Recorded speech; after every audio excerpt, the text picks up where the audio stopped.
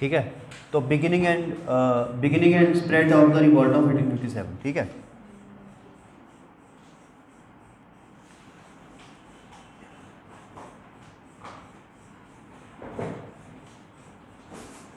The 19th native infantry, 19 native infantry, ये division का नाम है आर्मी की। The 19th native infantry, bracket में लिखो NI, at Barrackpore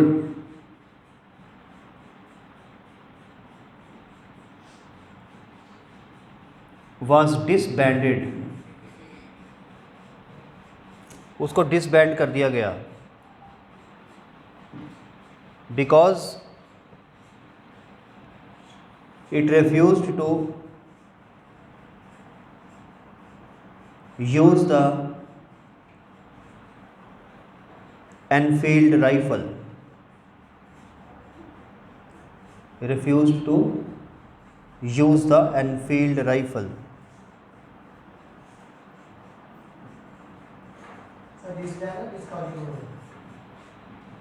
Refused to use, एक सेकंड, डिसबैंडेड, DISBANDED, इसकी डेट है मार्च 1957, ब्रैकेट में लिख लो मार्च, एग्जैक्ट डेट लिखने की ज़रूरत नहीं है, मार्च 1957। तो मार्च 1957 में क्या हुआ, सबसे पहले इस जो क्या नाम है इसका, नेटिव इन्फेंट्री को, 19th नेटिव इन्फेंट्री को हमने, ये याद रखना 19th नेटिव इन्फेंट्री, ठीक है ना। ये वो वर्ड्स हैं, मैं फिर से कहूँगा कि जो बाकी नहीं लिखेंगे, बाकी लिखेंगे कि 1 रेजिमेंट वाज बैंड, आप लिखोगे 19th native infantry was band, यही फ़र्क आ जाएगा उसमें और आप में, ठीक है ना। नेटिव वैसे तो इंग्लिश में होता है कि जो पड़ोस में रहने वाला हो, है ना, नेटिव प्लेस जहाँ का आप रहने वाले हो, बट आर्मी में इसका एक नाम अलग चीज़ों से डलते हैं, ठीक है। तो native infantry, on full stop के बाद लिखो, on 29 March 1857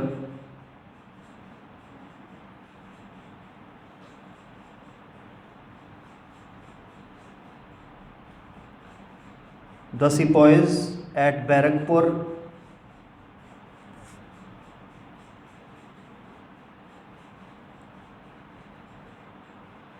refused to use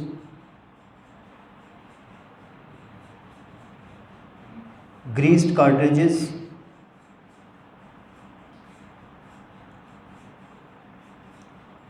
and one Brahmin sepoy Mangal Pandey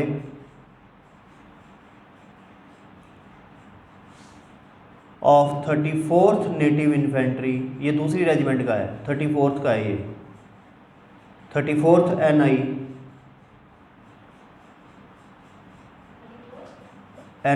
native infantry attacked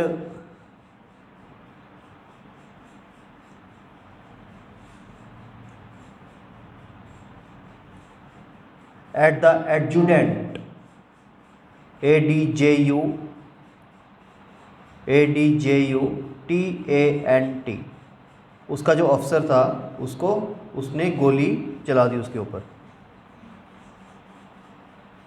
Mangal Pandey was overpowered and executed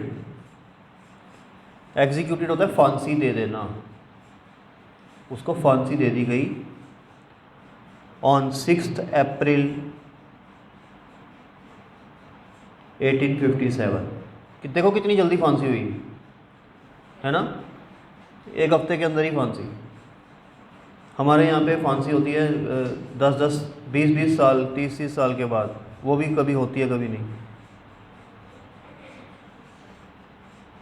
ये हो गया, 2 पॉइंट्स हो गए ना। अब ये 2 पॉइंट्स मैंने लिखा है, एक तो 19th नेटिव इन्फेंट्री वाला, और दूसरा हमने लिखाया ये मंगल पांडे वाला, ये दोनों पॉइंट्स अलग अलग हैं, इसको अलग अलग पैरा में लिखना है आपने। देखो आप हर चीज़ में मैं नहीं बोल सकता कि इसको अलग पैरा में करो, उसको अलग पैरा, थोड़ा बहुत कॉमन सेंस आपने खुद भी यूज़ करना है, कुछ चीज़ें मैं भूल जाऊँगा बोलनी, ठीक है ना।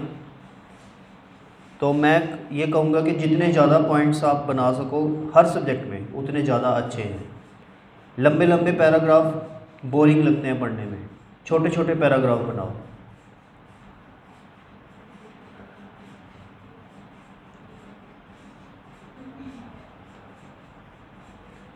नेक्स्ट पैरा,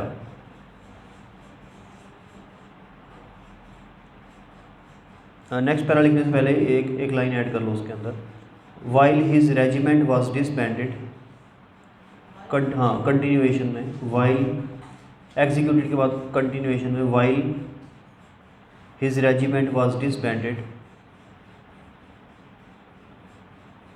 इन मे 1857, मई में उसकी रेजिमेंट को भी बंद कर दिया गया। देखो रेजिमेंट को बंद क्यों किया गया, क्योंकि इनको डर था कि इसमें ऐसे ही बंदे होंगे, तो रेजिमेंट ही बंद कर दी। नेक्स्ट पैरा, अब तीसरी रेजिमेंट आई, the 7th Oudh regiment, 7th Oudh OUDH regiment, which also defied DEFIED its officers met with a similar fate, met with a similar fate।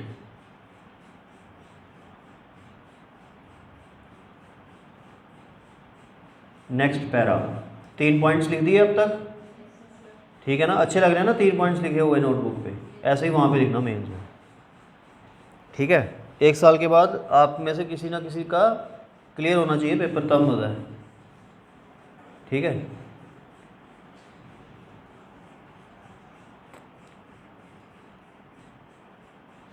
तो 1 साल के बाद या तो आप में से कोई ना कोई SDPO किसी पुलिस स्टेशन में लगा होगा, SDPO गांधीनगर, या फिर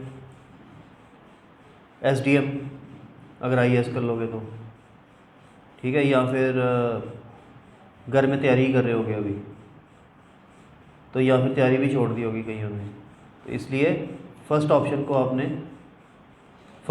को ज़्यादा करना है, क्योंकि उसमें हमें भी आपसे काम पड़ते रहेंगे।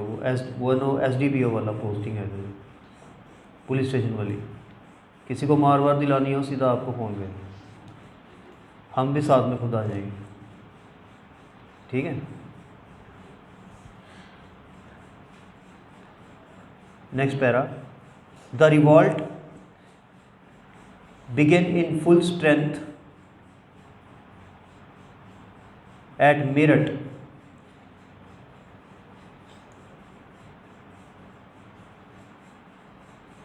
(58 किलोमीटर्स फ्रॉम दिल्ली),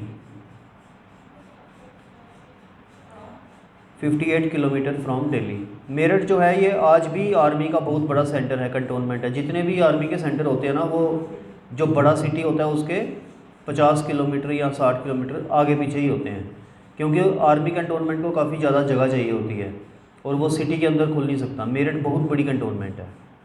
जैसे आप देखो जम्मू के आसपास उधमपुर में है ना, वो भी 50-60 किलोमीटर ही है। तो उधमपुर में नॉर्दर्न कमांड है, आर्मी की नॉर्दर्न कमांड है उधमपुर में, पता है आपको। नॉर्दर्न कमांड बहुत बड़ी है, नॉर्दर्न इंडिया की सबसे बड़ी कमांड ही नॉर्दर्न कमांड है। साउदर्न कमांड में तो है ही नहीं, साउदर्न कमांड में तो आपका इंडियन ओशन है, अरेबियन सी है, इंडियन ओशन है, वहाँ पे किसकी रखवाली करनी है आर्मी ने। वहाँ पे आर्मी कुछ नहीं करती, सिर्फ वो पौधों को पानी देती है और वो पेंट करती है। यहाँ की जो आर्मी है नॉर्दर्न कमांड की, यहाँ ये जाते हैं बेचारे कश्मीर इधर उधर लड़ने चढ़ने के लिए, और जो ईस्टर्न वाली है वो भी माओइस्ट वगैरह से लड़ती रहती है। जो वेस्टर्न वाली है वो भी बेचारी धूप शूप सेकती है वहाँ पे बीच पे बैठ के। इसलिए आर्मी चीफ हमेशा नॉर्दर्न कमांड का बनता है। कभी साउदर्न कमांड का देखा ना आर्मी चीफ बनता हो, साउदर्न कमांड के वो कर्नाटका की कॉफ़ी वॉफ़ी पीते रहते हैं बैठ के, इसलिए वो आर्मी चीफ हमेशा नॉर्दर्न कमांड का बनता है। ठीक है, आगे चलते हैं।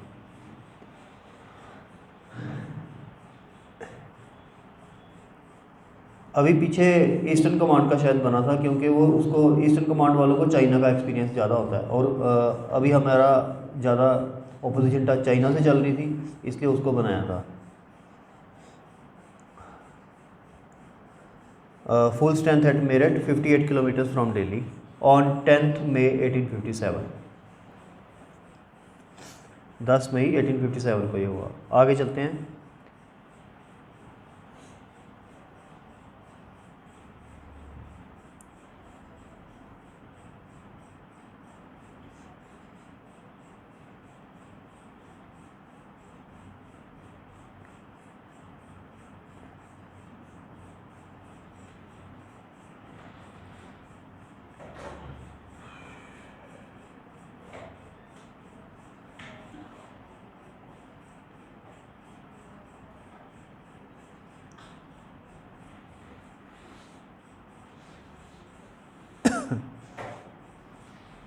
At Meerut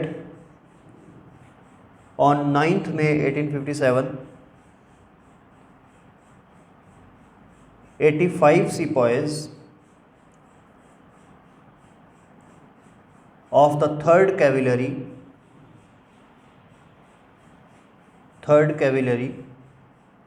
Regiment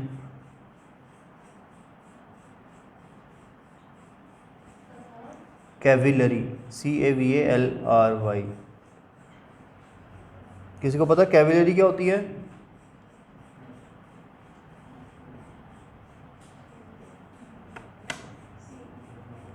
एक होती है इन्फेंट्री, एक होती है कैविलरी। इन्फेंट्री वो होती है जो पैदल चलने वाले सैनिक होते हैं, कैविलरी होती है जो टैंक वैंक के ऊपर पहले होती थी कैविलरी। जब मुगल्स के टाइम पे आप पढ़ोगे ना NCERT में, तो आप बोलोगे सर ने गलत पढ़ा दिया, सर ने तो टैंक्स बोले थे। मुगल्स के टाइम में, औरंगज़ेब के टाइम में टैंक्स का, वहाँ पे भी कैविलरी होगी लिखी। वो हाथी, उस टाइम हाथियों पे जो सैनिक, यहाँ घोड़ों पे जो चलते थे ना, घोड़ों पे ज़्यादातर, हाथी पे तो राजा ही चलता था। जो घोड़ों पे चलते थे वो कैविलरी थी। जो पैदल चलने वाले सैनिक थे वो इन्फेंट्री थी। आज की डेट में इन्फेंट्री आज भी पैदल चलती है और कैविलरी टैंक्स पे चलती है। Cavalry regiment on their refusal to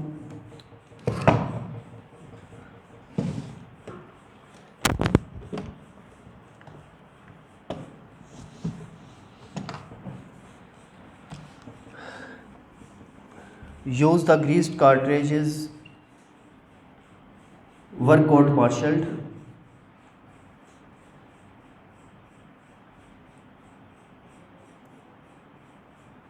Next para, on 10th May the sepoys broke out in open rebellion.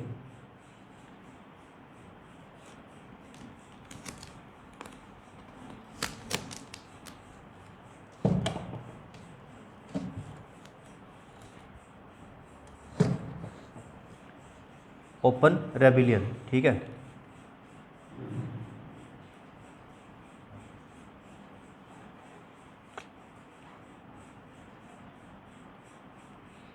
Comma killed there officers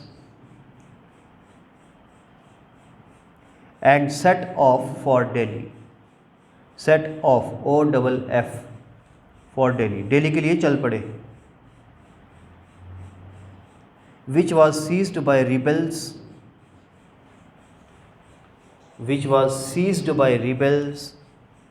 on 12th May 1857। तो 12 मई 1857 को दिल्ली को सीज कर लिया गया और बहादुर शाह जफर को अपना एम्परर भी इन्होंने घोषित कर दिया। Next para, lieutenant Willoughby LIEUTENANT Willoughby WILLOUGHBY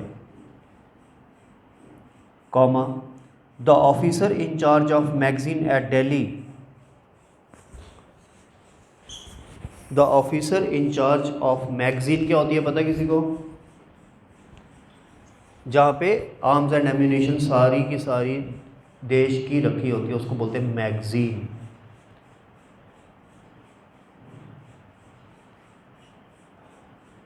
magazine at Delhi offered some resistance, which was overcome, ठीक है, full stop. Bahadur Shah two was proclaimed the emperor of India.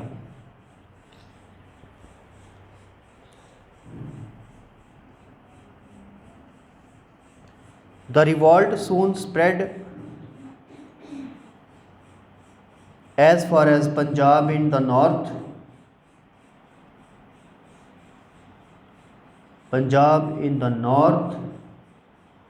Narmada in the south।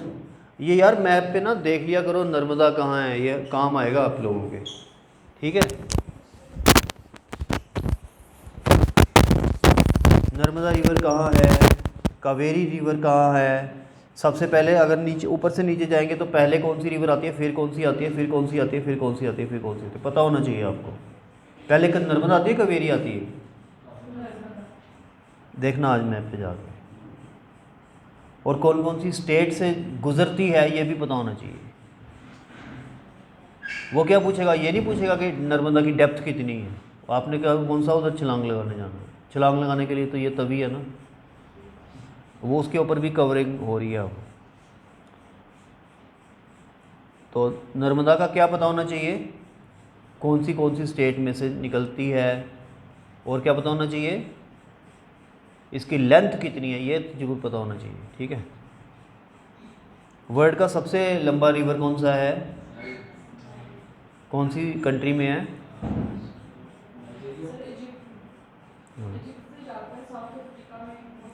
और इंडिया का सबसे लंबा रिवर कौन सा है,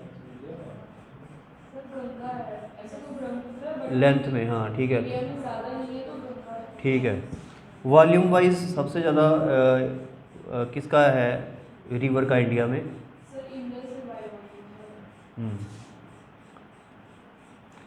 ओके। तो वर्ल्ड का सबसे बड़ा बोला आपने नाइल, उसके बाद सेकंड नंबर पे कौन सा है, अमेज़न वॉल्यूम में सबसे बड़ा है, अमेज़न वॉल्यूम में सबसे बड़ा है। अमेज़न कौन से कंट्री में है, हाँ हाँ ठीक है, ओके ठीक है, थोड़ा बहुत तो पता है। इजिप्ट की कैपिटल क्या है, कायरो किसकी कैपिटल है। तैयारी आप कर रहे हो, मैं कर रहा हूँ, हाँ ये तो डीपीएस में भी पढ़ाते हैं, वो छोटे बच्चे हमारे है ना घर पे, वो छोटे छोटे हसरत वो वगैरह, उनको पूछो ना इजिप्ट की कैपिटल, वो बोलते हैं कायरो। आप लोगों को क्यों नहीं आता, आईएएस की तैयारी कर रहे हो, सारी वर्ल्ड की कैपिटल्स लर्न करके आना, मैं टेस्ट लूँगा सारे वर्ल्ड की कैपिटल्स, मैं टेस्ट लूँगा उसका, पूरे देशों की। अब वो देश छोड़ देना जो बिल्कुल ही नाम कभी सुने नहीं उनकी वो यूपीएससी नहीं पूछता, वो वाले जो न्यूज़ में रहते हैं कभी कभी उनकी करना।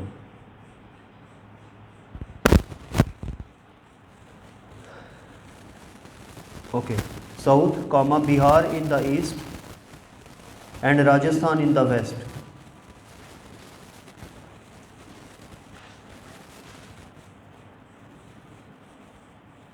However, India south of Narmada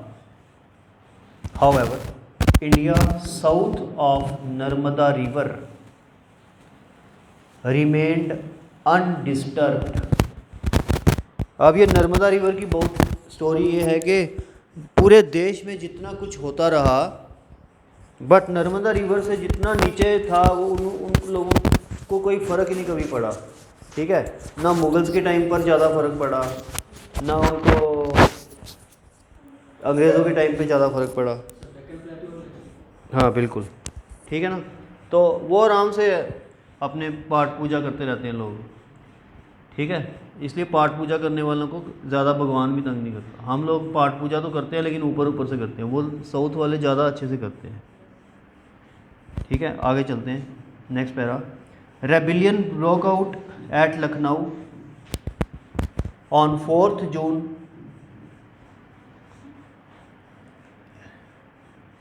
अब यहाँ से लीडरों के नाम आने स्टार्ट हो गए, याद करने स्टार्ट कर देना। लखनऊ में कौन था लीडर, ये सारे पता होने चाहिए। Where Begum of ओध, OUDH, Begum Hasrat Mahal had proclaimed her young son Birjis कदर, बिरजिस BIRJIS, कदर KADAR, एज द नवाब। तो इस टाइम हज़रत महल ने सोचा कि मौका अच्छा है, मैं अपने बेटे को सम्राट बना देती हूँ, मेरे को कुछ कहने वाला भी नहीं होगा, अंग्रेज वैसे ही डरे हुए हैं, दिल्ली सीज कर ली हुई है। तो पॉलिटिशियन अपना फ़ायदा देखते हैं। फुल स्टॉप लगाओ। ये बिरजिस कदर किसका बेटा था, ये याद रखना पड़ेगा आपको, कभी मैच वैच में आ जाता है ये प्री में। The next day the sepoys at Kanpur declared Nana Saheb. अब ये नाना साहेब कहाँ का था, कानपुर का था। हज़रत महल कहाँ की थी, लखनऊ की थी। आपको पता है कानपुर और लखनऊ में कितना डिस्टेंस है, अबाउट 50 किलोमीटर, 60-70 किलोमीटर्स का, दोनों पास पास ही हैं, ठीक है, यूपी में है दोनों।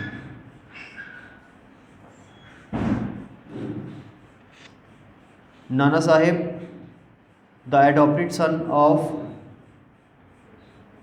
नाना साहेब के बाद comma, the adopted son of last Peshwa Bajirao second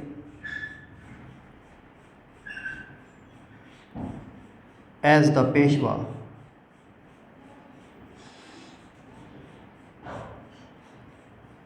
full stop. Nana Saheb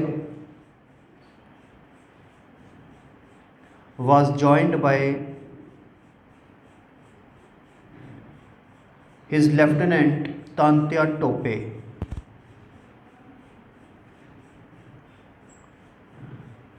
Tantya Tope, full stop।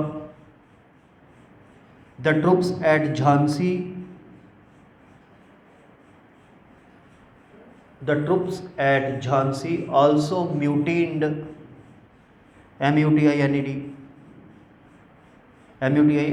Sorry, under Rani Lakshmibai. ये झांसी की थी। Next para.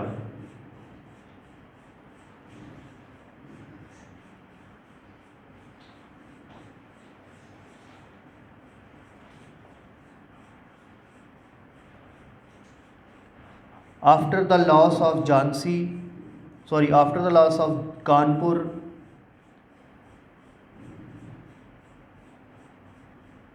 Tantya Tope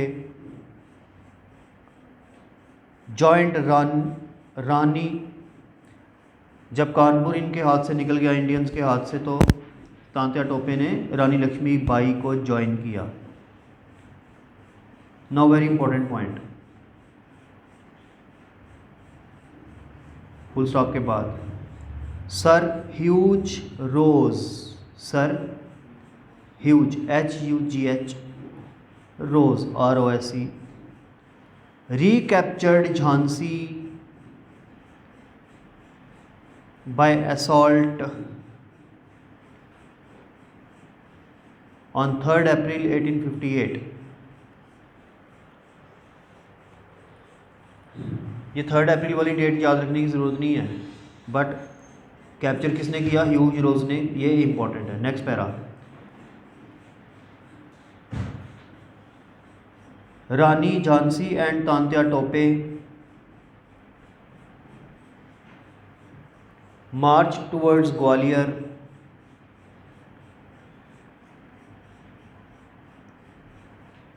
where they were hailed HAILED by Indian soldiers।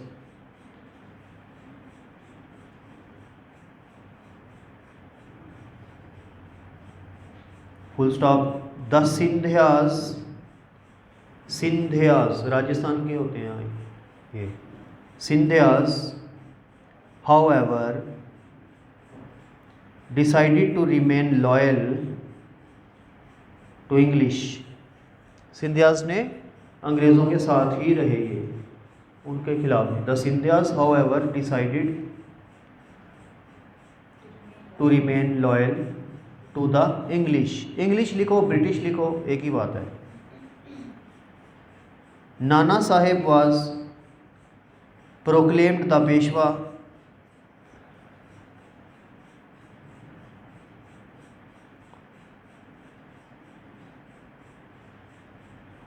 Gwalior was recaptured,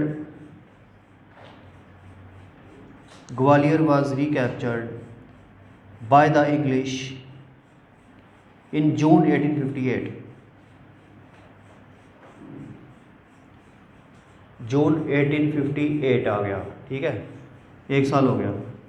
next para. At Bareilly, Bareilly का बहुत मशहूर leader है Khan Bahadur Khan.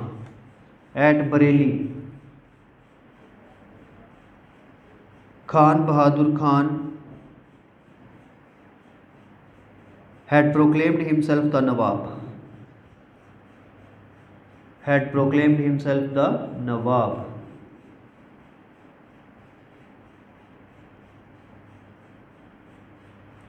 Sorry, Nawab के आगे नज़ीम, नज़ीम भी है, Nawab Nazim, NAZIM, full stop. In Bihar very important leader, बहुत बार, 1000 बार आया इसका क्वेश्चन प्री में। कुंवर सिंह कौन था? कुंवर सिंह। इन बिहार अ लोकल जमींदार Kunwar Singh.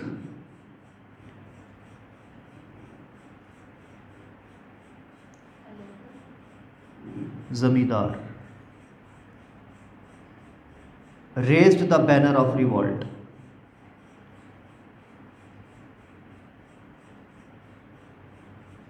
Next paragraph. The revolt of sepoys was accompanied by rebellion of civil population।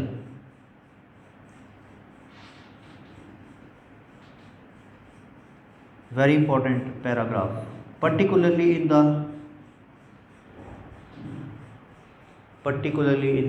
northwest frontier province। मैं रिपीट करूँगा।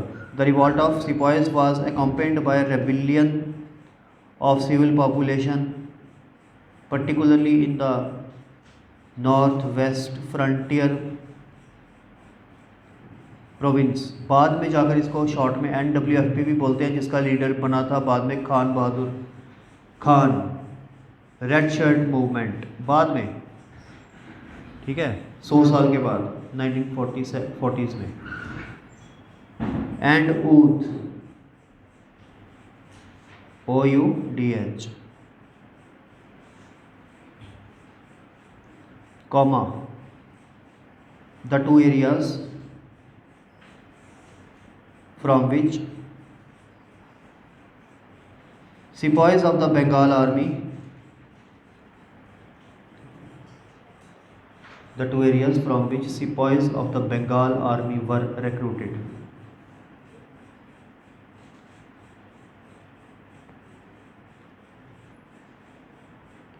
देखो, north west frontier province basically आज की डेट में पाकिस्तान में है। यहाँ पे ट्राइबल्स होते हैं बड़े ख़तरनाक, मुस्लिम ट्राइबल्स। अभी कहते हैं कि जिसने बेनज़ीर भुट्टो को मारा था वो वहीं से थे, सिंध प्रोविंस, वो आगे से। यहाँ से रिक्रूटमेंट होती थी बंगाल आर्मी की, खुद सोचो आप। तो बंगाल आर्मी में मुस्लिम्स भी होंगे, पंजाब वाले, ये पंजाब वाला ही एरिया हो गया ना, ये पहले पंजाब में फॉल कर रहा है ना ये एरिया, ठीक है, और ओद भी इसमें आ गया। यहाँ पर ये देखो, कभी कभी क्वेश्चन आ जाता है कि जस्टिफाई करो कि 1857 का रिवॉल्ट जो था सिर्फ एक सिपाही म्यूटिनी थी, तो आप जस्टिफाई कर सकते हो कि नो, कि ये लाइन जब लिखोगे कि सिविल पॉपुलेशन ने भी रिवॉल्ट किया था इन एरियाज़ में, NWFP और ओद में, है ना। ये इंफॉर्मेशन बड़ी इंपॉर्टेंट है, आगे चलते हैं।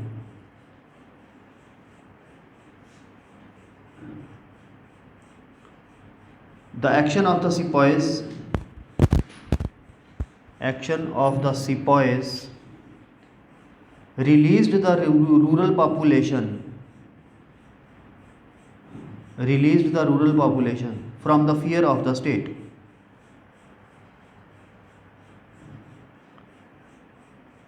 And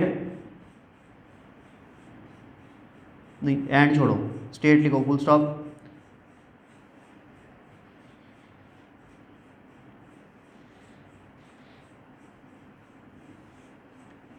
their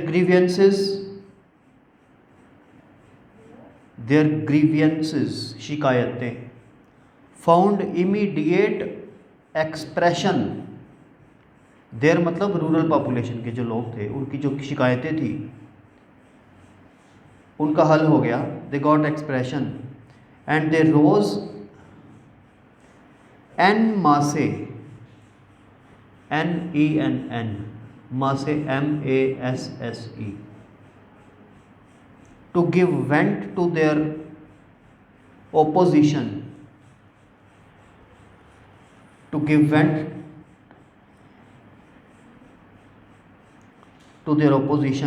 British rule. The civil rebellion had a broad social base.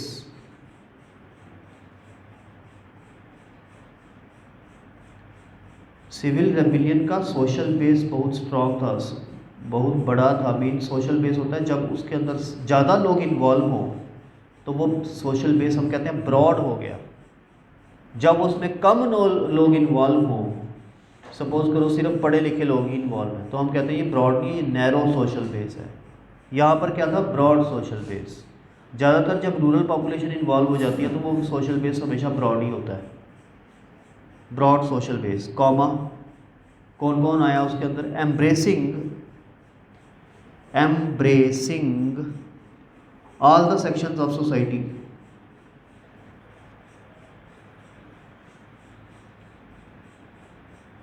Common dash territorial magnates. कौन होते हैं टेरिटोरियल मैग्नेट्स? हाँ जी, टेरिटोरियल मैग्नेट्स मीन्स,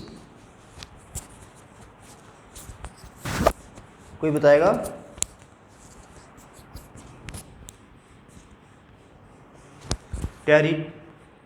जिन्होंने टेरिटरी के ऊपर जिनका कब्जा है, जमींदार। कंफ्यूज क्यों हो जाते हो, इंग्लिश मीडियम में ही पढ़े हो ना सारे। तो टेरिटोरियल मैग्नेट बिजनेस मैग्नेट सुना है कभी? बिजनेस मैग्नेट क्या होता है? न्यूज़पेपर पढ़ते हो तो उसमें लिखा होता है ना business magnet, Ambani, Adani. Magnet मतलब स्ट्रॉन्ग बंदा, स्ट्रॉन्ग पर्सन। तो टेरिटोरियल मैग्नेट मतलब टेरिटरी जिसके पास है वो। तो खुद सोचा करो ना, इसको थोड़ा यूज़ किया करो। थोड़ा चुप हो के बैठ जाते हो, आप कहते हो दिल्ली में जब वो मतलब ये चीज़ है तो आनी चाहिए आप लोगों को, ठीक है। एक तो कल से सारे चश्मा लगा के आओ कोई, तो मेरे को लगे थोड़ा पढ़ रहे हो आप। एक किसने चश्मा लगाया? एक ने भी नहीं लगाया अभी। हाँ, ये चश्मा है ही नहीं, पढ़ता ही नहीं है कोई इधर। हाँ, ऐसे थोड़ी ना होगा कुछ। इधर से गए घर में, देखा वो क्या स्नैपचैट आजकल चल रहा है ना, फेसबुक तो आपको, या इंस्टा तो स्नैपचैट, व्हाट्सएप वो ख़त्म हो गया।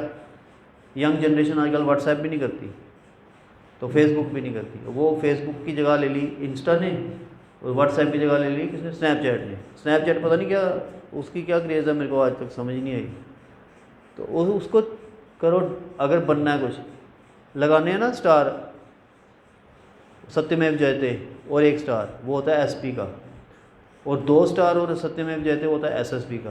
और लड़कियों ने लगा लिए, देखो अनमैरिड लड़कियां पंजाब की, हरियाणा की, वो लगा के घूम रही हैं, ठीक है।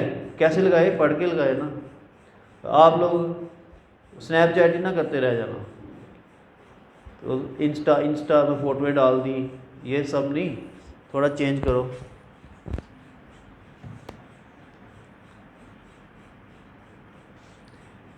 क्योंकि जब आप बन जाओगे कुछ तो फिर देखना आपके साथ क्या होगा। आपके साथ वो होगा जो आपने कभी सोचा नहीं होगा। आपका फ़ोन बजना बंद ही नहीं होगा, पूरा दिन फ़ोन ही आता रहेगा। अब उन लोगों के फ़ोन आएंगे जिनको आप जानते भी नहीं हो, ठीक है। वो बोलेंगे सर कांग्रेट्स कांग्रेट्स, सर भी बन जाओगे 1 मिनट में, सर कांग्रेट्स। आप बोलोगे कौन? सर मैं एक बार मिला था ना, वो 15 साल पहले। वो कब? वो एक बारी हमारा हाथ टच हो गया था चलते चलते। अच्छा अच्छा, आपने रेड शर्ट पहनी थी ना, ये मेरा ही नंबर है सर, आप कभी उठा लिया करना मेरा फ़ोन। अगर वो वाली चीज़ चाहते हो तो ऐनक चश्मा लगाओ, कल को जाओगे आपने अपनी आंखें टेस्ट कराओ, चश्मे लगाओ। किरण आप भी लगा के आना, ठीक है। सबसे ज़्यादा एक्टिव मुझे लगता है आप ही ना होते हो गई इंस्टा पे, नहीं होते हो, आप चलाते ही नहीं हो। चलो ये तो बड़ी अच्छी बात है, आगे चलते हैं।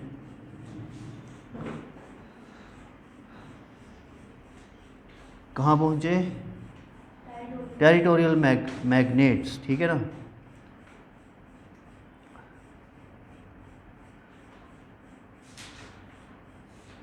तो कौन कौन था इस सोशल बेस के अंदर? Embracing all the section of the society, territorial magnates, comma peasants, artisans. Artisan कौन होते हैं? जो आर्ट का काम करते हैं। रिलीजियस मेंडिसेंट्स, रिलीजियस मेंडिसेंट्स कौन होते हैं? आप फिर चुप हो जाना आपने। मेंडिसेंट्स, हाँ हाँ शुक्र है, चलो मेंडिसेंट्स एंड प्रीस्ट्स। पंडित तो हो गए, प्रीस्ट, मेंडिसेंट्स होते हैं प्रीस्ट और उसके ऊपर वाले लोग, थोड़ी मैनेजमेंट वाले लोग जो मंदिर की मैनेजमेंट में होते हैं, वो हो गए मेंडिसेंट्स। बाकी उसके नीचे हो गए प्रीस्ट, ज़्यादा कमाई तो प्रीस्ट ही करते हैं। मेंडिसेंट उनकी सैलरी वैलरी होती है। तो प्रीस्ट क्या करते हैं? वो सोचते हैं कि जो आया 10 का नोट पहले माता के आगे चढ़ाऊँ या अपनी जेब में डालूँ। उनको यही दिमाग में दो कन्फ्यूजन रहती है, ठीक है ना। कुछ अपनी जेब में डाल देते हैं, कुछ माता के आगे रख देते हैं। प्रीस्ट के बाद सिविल सर्वेंट्स, कॉमा लगा के, civil servants, shopkeepers and boatman, किश्ती चलाने वाले, बोटमैन। अब ये वर्ड बड़े इंपॉर्टेंट इसलिए हैं क्योंकि वहाँ पे ऐसा क्वेश्चन आता है कि कौन कौन लोग इसके सोशल बेस के अंदर थे। ये आपने लिखा कब का पीरियड? 1857 में। ये पीरियड, ये कौन कौन सोशल बेस में कौन कौन आएगा, ये 1920 वाली जो मूवमेंट होगी उसमें भी आपने लिखना है। अब उसमें डिफरेंट लोग होंगे, मतलब कुल मिला के यही होंगे, बट 1-2 आगे पीछे होंगे। स्वदेशी मूवमेंट 1906-7 वाली, उसमें भी आपने ही लिखना सोशल बेस, तब कौन कौन से थे। 30 वाली में भी लिखना कौन कौन से थे, ठीक है ना। तो किसी में पीजेंट्स थे, किसी में पीजेंट्स नहीं थे। अब यहाँ पर बोटमैन भी आ गए, शॉपकीपर्स भी आ गए। जब ये लिखोगे ना वर्ड आप, तो अगले टीचर होगा हिस्ट्री का, वो उसने पूरी उम्र यही पढ़ा होगा, 40-50 साल उसने यही पढ़ा होगा, बोटमैन, उसको पता होगा। जब आप लिखोगे ना तो उसको खुशी होगी कि बच्चे ने पढ़ा है, नंबर देगा आपको। बोटमैन नहीं लिखोगे, ऐसे लिखोगे मैनी पीपल वर इन्वॉल्व, तो फिर वो खुश नहीं होगा ना, वो कहेगा ये तो कोई भी लिख लेगा। आगे नेक्स्ट हेडिंग, एक सेकंड, एक लाइन ऐड कर लो। The revolt of the sipahis, the revolt of the सिपाहीज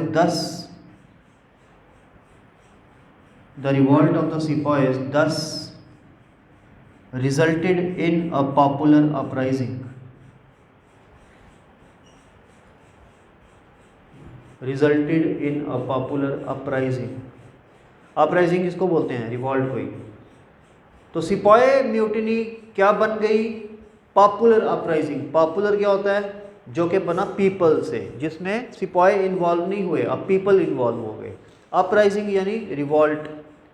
तो एक सिपाही म्यूटिनी क्या बन गई, लोगों की मूवमेंट बन गई, ठीक है ना।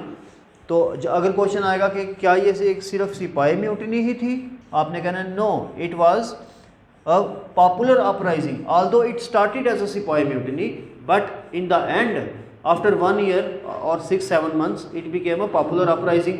और उसकी जगह भी दे देनी है, जगह कौन सी थी, North waste frontier Province and Oudh, खास करके यहाँ पर एग्जाम्पल होगी ना ये, बस नंबर मिल जाने आपको। Next heading suppression of the revolt. Suppression SUPPRESSION, यानी कि इसके ऊपर कंट्रोल कर लिया अंग्रेज़ों ने। अंग्रेज़ों ने कंट्रोल करना ही था, एक तो वो पावरफुल ज़्यादा थे, ठीक है, दूसरा हर एक मूवमेंट ज़्यादा देर तक चल नहीं सकती, सबसे बड़ा पॉइंट ये है, क्योंकि लोगों की बलिदान देने की भावना टू सेक्रीफाइस एक लिमिट की होती है। अब आप बोलो 100 साल सेक्रीफाइस ही करते रहो, वो नहीं पॉसिबल। सेक्रीफाइस कर सकते हो 6 महीने, साल, ये सब अगर जितनी भी मूवमेंट्स आएंगी ना, सब में आएगा सप्रेशन क्यों हो गया मूवमेंट का। चाहे वो 1920 वाली थी, 1920 वाली तो चोरी चोरा ने ख़त्म कर दी, चलो उसमें तो स्वदेशी थी या कोई भी थी, तो आपने ये पॉइंट ज़रूर लिखना है, लास्ट में लिखना, लेकिन स्टार्टिंग में नहीं, because people have a limited tendency to suffer, people have a limited tendency to suffer, they can not suffer forever. Suffering ही तो होती है रिवॉल्ट में, सफरिंग भी होती है ना। घर में बैठे हुए हो तो गवर्नमेंट आपके ऊपर अत्याचार करेगी, उठा के ले जाएगी, कभी भी डर रहेगा आपको, महंगाई हो जाएगी, है ना, बाहर अफरा तफरी का माहौल बना हुआ है, आप पीस ऑफ माइंड से थोड़ी सो सकते हो, है ना, महंगाई हो जाती है, लाइट भी कभी आती है कभी नहीं आती, क्योंकि गवर्नमेंट भी आपके ऊपर खफा होती है कि इनको लाइट भी ना दो, करो बंद लाइट, ठीक है। तो ये सारी चीज़ें होती हैं। सप्रेशन ऑफ द रिवॉल्ट में लिखो, the revolt was however suppressed in September 1857.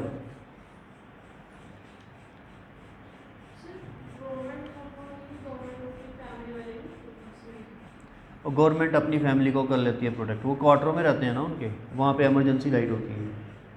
आज की बात कर रहा हूँ, उस टाइम तो लाइट ही नहीं थी, है ना। गवर्नमेंट अपनी फैमिलीज़ को वो प्रोटेक्ट करके सिक्योरिटी भी लगा देती है उन्हें, उनकी बात छोड़ो। तभी तो कहता हूँ आप IAS KS बन जाओ, तभी तो कह रहा हूँ, ऐसे थोड़ी ना कह रहा हूँ। इन सितंबर 1857 फुल स्टॉप के बाद, इन सितंबर 1857 दिल्ली वाज रिकैप्चर्ड। कब हुआ, सितंबर 1857, Delhi was recaptured by the English,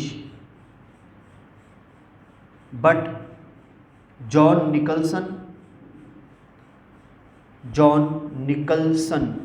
the hero of the siege, SEIGE, was badly wounded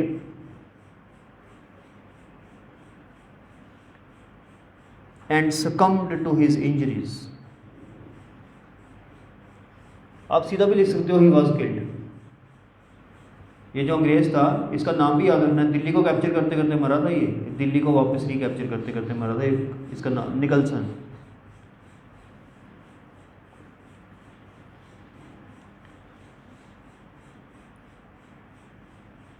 Bahadur Shah was arrested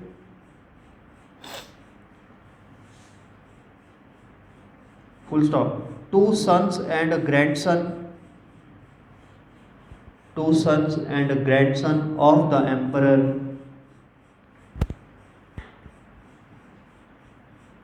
were publicly shot। Publicly shot का मतलब समझाओ जरा, देखो आपकी इंग्लिश कितनी है, सीधे में क्या करोगे आप। पब्लिकली शॉट मीन पब्लिक के सामने मार दिया, very good, publicly shot.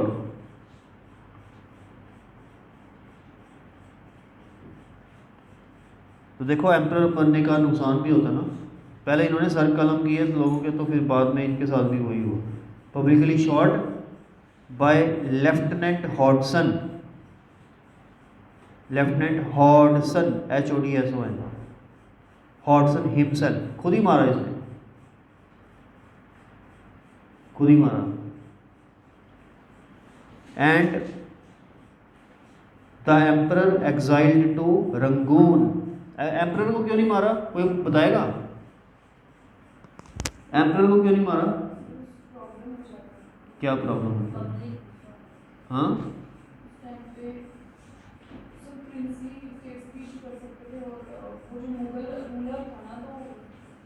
Yes तो एक किस्म की होना तो प्रॉब्लम कोई नहीं था, किसी ने क्या बोलना था इनको, लेकिन एक तरह से एम्परर को मार दिया, है ना। अजीब सा ऑकवर्ड सिचुएशन लगती है ना। देखो जी, एक तो वो बुजुर्ग था, यंग नहीं था, ओल्ड था, तो वो अच्छा नहीं लगता उसको गोली मारते हुए। दूसरा वो भीष्म पितामह तरह लगता था, इसलिए उसको इन्होंने बाहर भेज दिया, उसके बच्चों को मार दिया। तो उसको कहाँ भेजा? Rangoon, where he died. Rangoon where he died in 1862। कब डेथ हुई? 1862 में।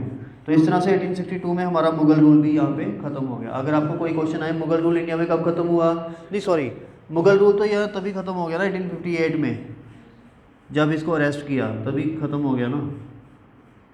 62 में डेथ जब मर्जी होती रही, ठीक है ना। आगे चलते हैं।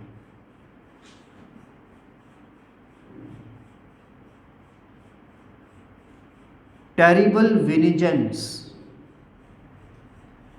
विनिजेंस होता है बदला, VENGEANCE,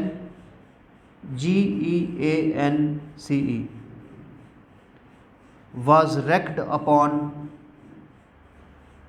wreaked WRECKED, upon the inhabitants of Delhi, inhabitants of Delhi, full stop. With the capture of Delhi,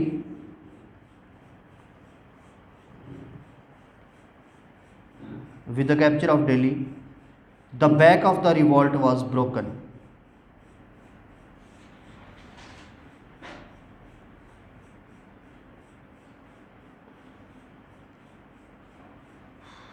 चलो ये हो गया। अब लिखो causes of failure of revolt.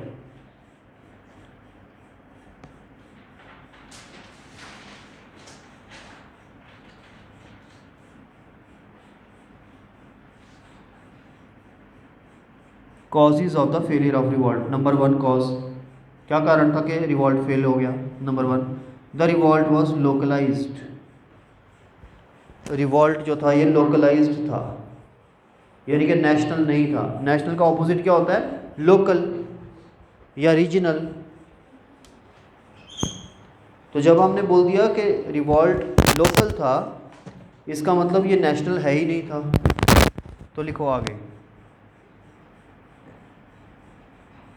Localised comma restricted and ill organised. Ill organised भी था क्योंकि organisation proper नहीं थी। आप ये इल ऑर्गेनाइज्ड वाला पॉइंट जितनी भी मूवमेंट्स इंडिया में रिवॉल्ट्स हुए हैं ना, स्वदेशी, नॉन कॉपरेटिव, सब में डाल सकते हो, क्योंकि ऑर्गेनाइजेशन तब होती है जब स्टेट करे कुछ चीज़, जब गवर्नमेंट खुद करे तब वो ऑर्गेनाइजेशन करेगी ना। अब ये रिवॉल्ट करते हैं छुप छुपा के गवर्नमेंट से डरते डरते, तो ये ऑर्गेनाइज कैसे करेंगे, है ना। तभी तो इनकी ऑर्गेनाइजेशन छूट जाती है, क्योंकि ना ये खुल के तालमेल कर सकते हैं, मिल सकते हैं, मिलने में भी गवर्नमेंट पकड़ लेती है, इसलिए हमेशा इनका और इल ऑर्गेनाइज्ड ही होता है। Ill organised, full stop. The eastern, western and southern parts of India, eastern, western, southern parts of India remained quiet. तो देखो ईस्टर्न भी ने भी कुछ नहीं किया, वेस्टर्न ने भी कुछ नहीं किया, साउदर्न ने भी कुछ नहीं किया, वो सिर्फ नॉर्दर्न ने ही किया, जो कि नॉर्दर्न में भी यूपी वगैरह ने, यूपी बिहार ने। पॉइंट नंबर 2, अभी आपको रिसेंटली पता होगा कि पंजाब में एक कुएं के अंदर, वो कुआं गुरुद्वारा था एक, तरन तारण में, अमृतसर के पास तरन तारण है, उसके पास, पता है किसी को वो न्यूज़ का? हाँ, स्केलेटन्स मिले हैं 1857 के। पता है ना। तो 300 350 स्केलेटन्स मिले हैं। नहीं नहीं नहीं नहीं, वो 300 350 स्केलेटन्स मिले हैं जिनकी हमने जब खोज की, इन्वेस्टिगेशन की, तो पता चला 1857 रिवॉल्ट के हैं वो सिपॉयज़ के स्केलेटन्स मिले हैं। वो सिपॉयज़ हमारे यहाँ पर पंजाब में लड़ने के लिए आए थे और वो यूपी बिहार के थे, क्योंकि एक इन्वेस्टिगेशन ऐसी होती है कि जिससे पता चल जाता है कि उनका लीनिएज कहाँ की है।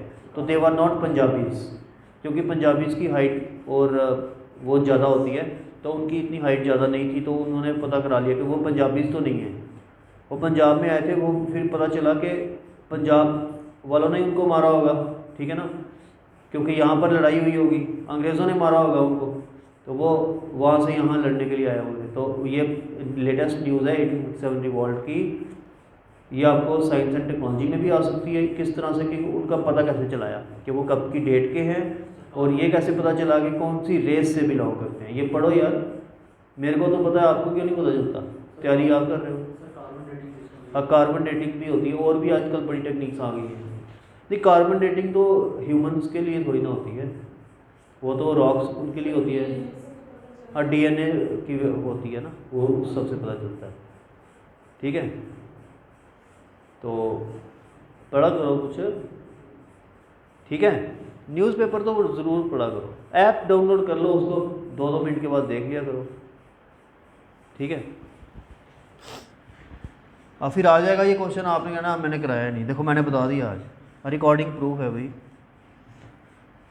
आगे चलते हैं, पॉइंट नंबर 2 में लिखो, there was no common goal except the anti foreign sentiment, anti foreigner sentiment, anti foreigner sentiment, and no unified and forward looking programme, no unified and forward looking programme. Point number 3, the rebels had meagre resources. ये point भी आपने सारी movements के अंदर डालना है। Meagre, MEAGRE, resources, उनके पास ज़्यादा लड़ने के लिए सामान नहीं था। अब आप कहोगे सिपाहीज़ के पास तो होता है। देखो, सिपाहीज़ के पास तब होता है जब गवर्नमेंट उनके साथ हो। जब गवर्नमेंट के खिलाफ लड़ रहे हैं तो सिपाहीज़ के पास जो गोली बारूद होगा थोड़ा बहुत वही रखेंगे ना। जब वो ख़त्म हो जाएंगी तो गवर्नमेंट से मांगेंगे, दो, हमने आपको मारना है, नहीं ना ले सकते। तो इसलिए मीगर रिसोर्सेज, मीगर यानी कम, and latest equipments in comparison to the English. Point number 4, the people of the country were not united in their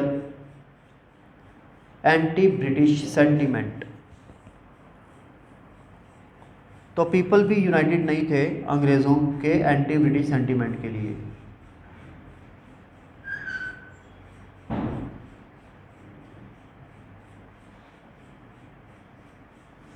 many princes remained loyal to the British. बहुत सारे प्रिंस जो थे, जैसे सिंधियास हमने देखा, they remained loyal to the British.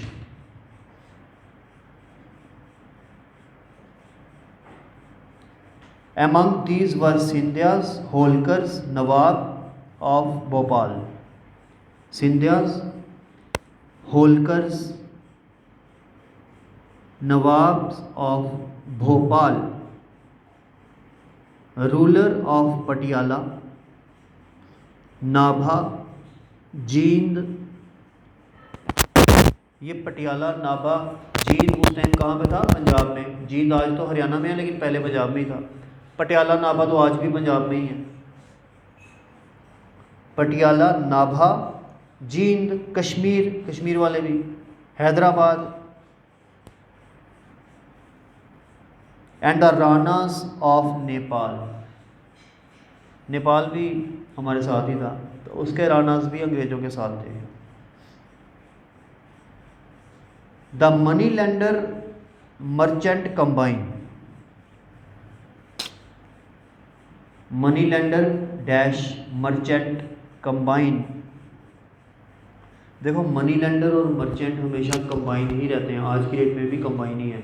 आप किसी showroom में जाओगे ना मोबाइल के, कुछ मोबाइल वगैरह खरीदने के लिए, तो HDFC बैंक वाले वहीं बैठे हुए, या गाड़ी लेने जाओगे, स्कूटी लेने जाओगे, होते हैं ना काउंटर लगे HDFC।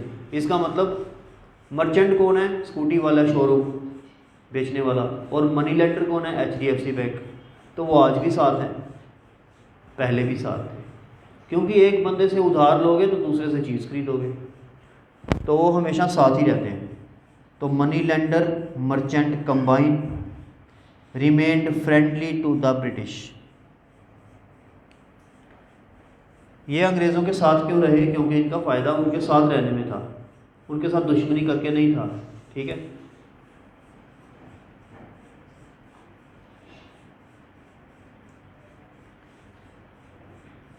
The zamindars of Bengal also remained loyal to the British। अब इसी में से कभी कभी IAS के प्रीलिम में क्वेश्चन आ जाता है। क्वेश्चन कैसे आएगा? देखो बनाओ question. Which of the following statement is correct?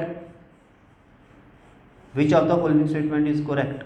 Statement number 1, the zamindars of Bengal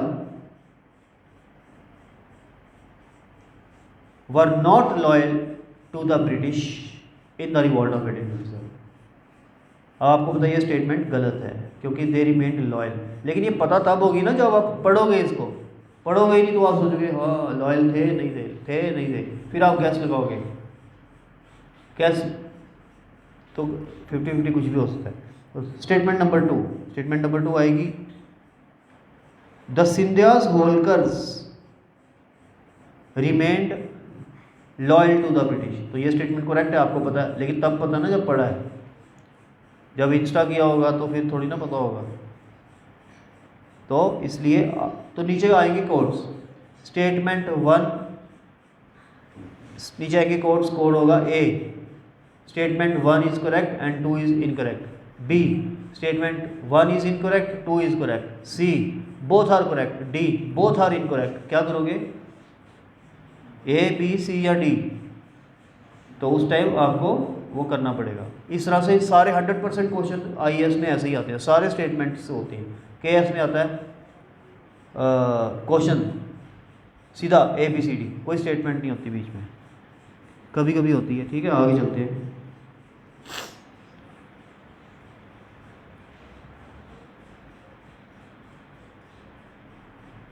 modern educated Indians, very important point, very very important point. Modern educated Indians also did not support the revolt।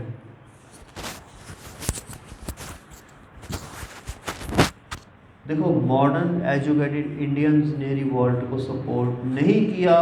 वो बोलते क्या ये सिपाही जो army के पागल हो गए, क्या पिग फैट बीफ फैट लगाया हुआ है? अरे आप पढ़े ही नहीं हो, आपको ये चीज़ें तंग कर रही है। पढ़े होते तो आपको पता चलता धर्म कुछ होता ही नहीं है, भगवान ही कुछ नहीं होता। पढ़े लिखे ऐसे बोलते हैं ना, तो इसलिए पढ़े लिखे लोग कहते हैं ये जो फौजी है, ये फौजी जो पागल हो गए हैं। और सियाना कौन है? अंग्रेज़ सियाने हैं। वो तो हमारे लिए अच्छा कर रहे हैं, हमारे लिए एजुकेशन ला रहे हैं, हमारे लिए कल्चर अच्छा ला रहे हैं। हम जीन्स पहन के घूम रहे हैं, उस टाइम जीन्स आ गई थी ना इंडिया में, जीन्स वगैरह, और हम पहनते थे खादी, तो टोपी लगा के। अब एक तरफ टोपी लगा के खादी पहन के घूमना, दूसरी तरफ जीन्स पहन के घूमना, तो उस टाइम पे भी इंडियंस को वही अच्छा लगता था। ठीक है, अब ये क्वेश्चन भी पूछ सकता है वो प्री में कि मॉडर्न एजुकेटेड इंडियंस रिवॉल्ट के अगेंस्ट थे क्या फेवर में थे? Point number 5, the revolt was poorly organised. ये मैंने पहले भी बोल दिया, poorly organised.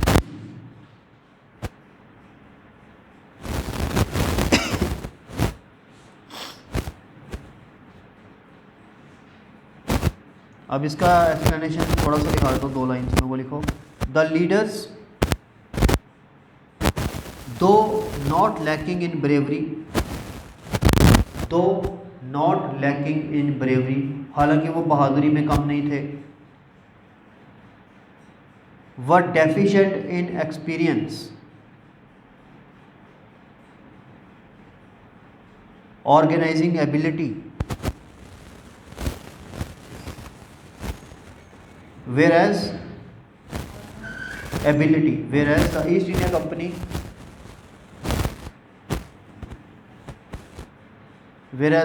Company was fortunate to have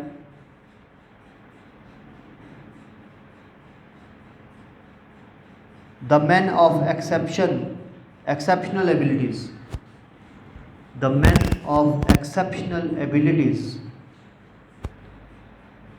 in the Lawrence brothers, नाम लिखो उनके, लॉरेंस ब्रदर्स, निकलसन वही दिल्ली वाला, आउटराम OUTROM, Havelock HAVELOCK, Havelock, Andaman and Nicobar island में एक हैवलॉक के ऊपर नाम पे आया है, हैवलॉक आइलैंड भी है। हो गया चेंज? अब क्या रखा होगा, ये वो रखा होगा मुखर्जी दीन दयाल उपाध्याय आइलैंड, वो रखा है, क्या रखा है, स्वराज द्वीप रख दिया, वही तो। अच्छा, हैवलॉक एडवर्ड्स, जम्मू का नाम ना चेंज हो कर देंगे, जम्बू लोचन में रख दें, एडवर्ड्स एक्सेट्रा। चलो जी, ये हो गया। इम्पैक्ट, लास्ट हेडिंग, इम्पैक्ट क्या था? कभी कभी सिर्फ पूछेगा इम्पैक्ट लिखो जी।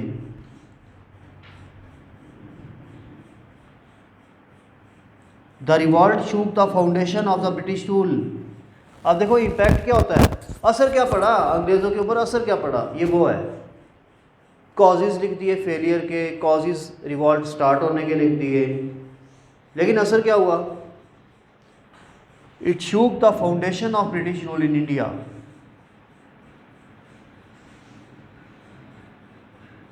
Full stop. To strengthen its roots again, to strengthen its roots again, the government took a number of actions, very very important points। 7 points हैं। क्या एक्शंस लिए? एक तो गवर्नमेंट ऑफ इंडिया एक्ट 1858 पास किया, जिसके तहत इन्होंने बड़ी सारी फॉर रीचिंग चेंजेस लाई, ठीक है। आर्मी को रीऑर्गेनाइज किया, ये सारी लिखते हैं। Number 1, by the act of 1858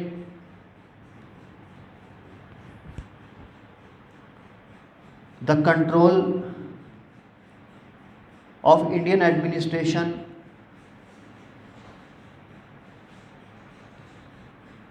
was transferred from East India Company to the Crown।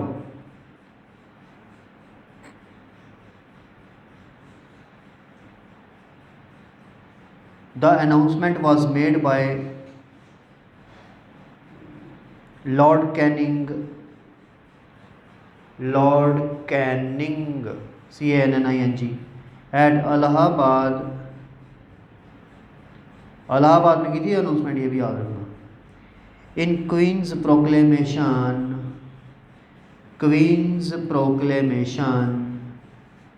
issued on 1st November 1858। Announcement कहाँ हुई थी? इलाहाबाद। कभी कभी KBC में भी क्वेश्चन आ जाता है, आप में से कोई पहुँच जाए तो वहाँ याद रखना इलाहाबाद में होता है। और वो अमिताभ बच्चन कहता है KBC का 1 करोड़ का क्वेश्चन, तो अनाउंसमेंट दिस, वहाँ पे क्वेश्चन ऐसा आएगा, the announcement of this was made by Canning, in which place this announcement was made. फिर वो हिंदी में बोलेगा कहाँ पर हुई। A Delhi, B Kolkata, C Allahabad and D Jammu. जिस जम्मू में तो आपने कहना यहाँ हो ही नहीं सकती, इधर तो कोई आज तक अनाउंसमेंट ही नहीं हुई। ठीक है, आप ज़्यादातर बोलोगे दिल्ली होगा, लेकिन 1 करोड़ का क्वेश्चन है इसलिए दिल्ली नहीं हो सकता, कोई और ही होगा। तो फिर वो बोलेगा तो आपको पता होगा अगर, तो 1 करोड़ जीत जाओगे। Point number 2, feudal and reactionary elements.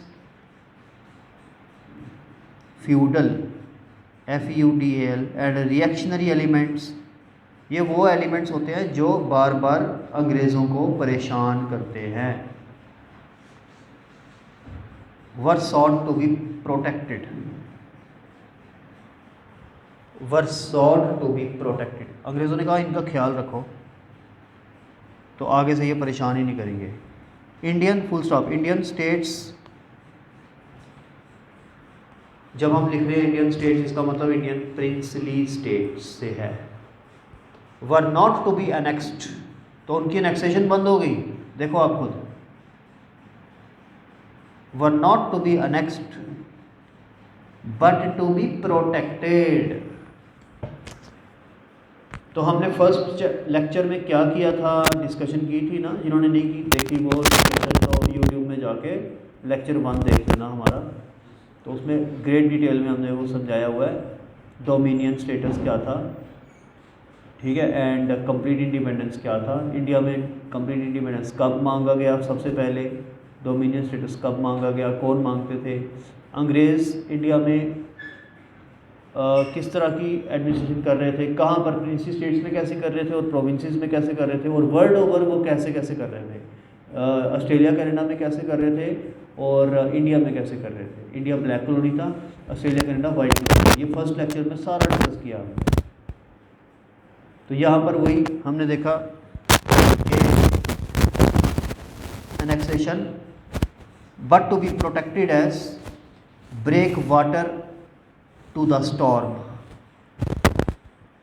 But to be protected as break water को लिखो इसको इन्वर्टेड कॉमर्स में, break water to the storm.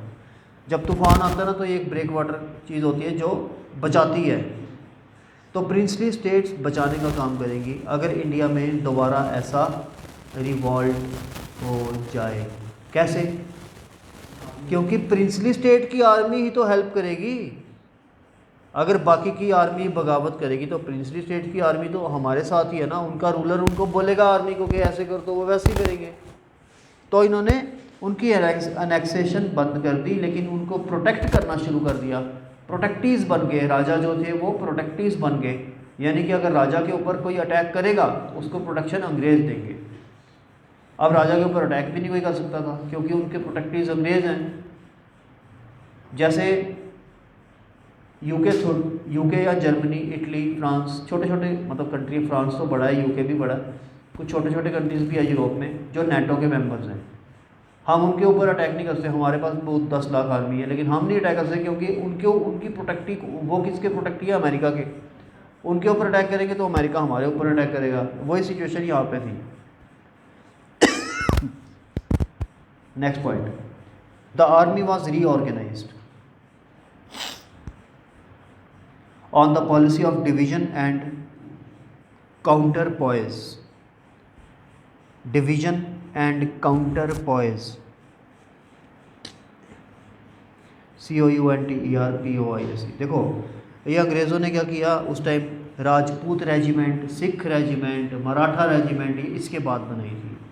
इन्होंने कहा कि ये अलग अलग मतलब इनको रखो, मिक्स करके नहीं रखो, ठीक है। तो वो आज भी चल रहा है। एक तो वो मोटिवेटेड रहते हैं जब अपनी अपनी रेजिमेंट से होते हैं, और मतलब इसका आज की डेट में, उस टाइम तो राजपूत में सिर्फ राजपूत ही होते थे, आजकल की डेट में राजपूत में बाकी सारे भी हैं। सिख रेजिमेंट में आपको बड़े हज़ारों लाखों हिंदू भी मिलेंगे, राजपूत रेजिमेंट में बड़े सारे दूसरे भी मिलेंगे, यूपी वाले भी मिलेंगे। अभी रिसेंटली जो हमारा आर्मी चीफ रिटायर हुआ है वो सिख रेजिमेंट से था, है ना। तो हालांकि वो था, रहा पूरी उम्र है वो हिंदू था, रहा वो पूरी उम्र नॉर्थ ईस्ट में है, लेकिन था वो सिख रेजिमेंट का, ठीक है। तो इसलिए, लेकिन ये जो मतलब कहने का मतलब ये है कि ये डिवीज़न और किसने स्टार्ट की थी? आर्मी ने या अंग्रेज़ों ने। Point number next, British realised that One of the causes of the revolt was lack of contact between ruler and the ruled. Ruler and the ruled. It was felt that Association of Indians in the formulation of legislation, ये legislation होता है कानून बनाना, law बनाना, legislation would help the rulers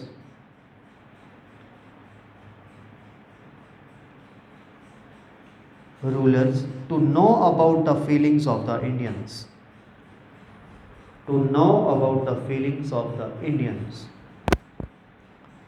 Thus, with the Indian Councils Act, I capital C capital Act का A capital of 1861, with the Indian Councils Act 1861, a beginning was made towards the development of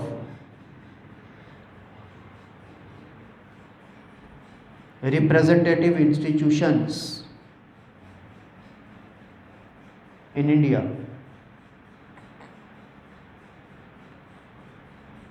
अंग्रेज़ों ने ये सोचा कि revolt का reason एक ये भी है कि हमारी बातचीत ही नहीं होती, तो इसलिए इनको लॉ बनाने में, पॉलिसी बनाने में बीच में इन्वॉल्व करो, सो दैट आगे रिवॉल्ट ना हो, क्योंकि रिवॉल्ट ये कॉलोनी इनके हाथ से निकल जा रही थी। ठीक है ना। देखो एक मैं आपको बात बताता हूँ, यहाँ पर बड़ी इंपॉर्टेंट है ये आपको बुक्स में बड़ा पढ़ के फिर मिलेगी, ऐसे मैं बता देता हूँ शॉर्ट में। बेसिकली इनको डर किस चीज़ का था? वहाँ पर तो अंग्रेज़ों के देश में, यूके, यूनाइटेड किंगडम में टाइम पे इलेक्शंस होते थे 5-5 साल के बाद। वहाँ की जनता यानी यूनाइटेड किंगडम की जो लोग थे वो हमेशा ये देखते थे कि हमारी जो गवर्नमेंट है यूनाइटेड किंगडम की वो अच्छी है या बुरी है, क्योंकि वहाँ के लोग जो अंग्रेज़ होते हैं ना वो ज़्यादातर बड़े ह्यूमेन होते हैं। ह्यूमेन मीन्स सॉफ्ट हार्टेड होते हैं, वो किसी को तंग नहीं करते। अब उनको जब पता चलता था ना कि इंडिया में बड़ा अत्याचार कर रहे हैं हमारी गवर्नमेंट, वो उस गवर्नमेंट को वोट नहीं डालते थे, हरा देते थे इलेक्शन में। अब 1857 की जब रिवॉल्ट की न्यूज़ उधर गई, वो लोगों ने कहा इसको नहीं छोड़ना, अब ये प्राइम मिनिस्टर साला गंदा प्राइम मिनिस्टर है, इसी ने सारा इंडिया में गंद डाला हुआ है और इंडियंस को परेशान किया है, इसको जिताएंगे नहीं। प्राइम मिनिस्टर डर जाता था, तभी ये रिप्रेजेंटेटिव इंस्टीट्यूशन उसने यहाँ पर स्टार्ट किए 1861 में। एक तो हमें ये दिखाया कि हम आपकी हेल्प करें, लेकिन उधर की पार्लियामेंट में उसने ये बोला कि देखो देखो देखो हमने तो वहाँ पे ये स्टार्ट कर दिया। और जब उसने ये बात पार्लियामेंट में बोली प्राइम मिनिस्टर ने, वो उस अगले दिन न्यूज़पेपर्स में आ गई यूनाइटेड किंगडम के, क्योंकि पार्लियामेंट में कही गई बात बहुत मायने रखती है, अगले दिन वो न्यूज़पेपर्स में आ जाती है। लोगों ने न्यूज़पेपर पढ़ा, लोग कहते हैं यार अच्छा प्राइम मिनिस्टर, वोट इसी को ही डालेंगे। ठीक है ना। तो इसलिए वहाँ की कहने का मतलब ये है, समरी ये है कि वहाँ के लोगों का ओपिनियन मैटर करता था वहाँ की गवर्नमेंट को बहुत ज़्यादा। ठीक है ना। आगे लिखते हैं।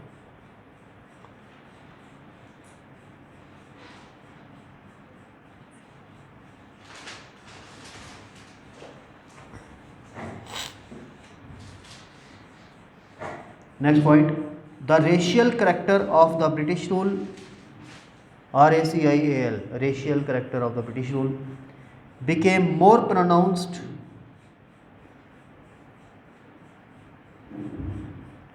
अब और ज़्यादा वो थोड़े हो गए रेशियली, और ज़्यादा हमें गालियाँ निकालने लग गए, क्योंकि गालियाँ थोड़ी सुनने थे वहाँ की वो लोग बैठ के। Point number 7, the positive result of the rebellion positive result of the rebellion however was that it finally ended the territorial aggrandizement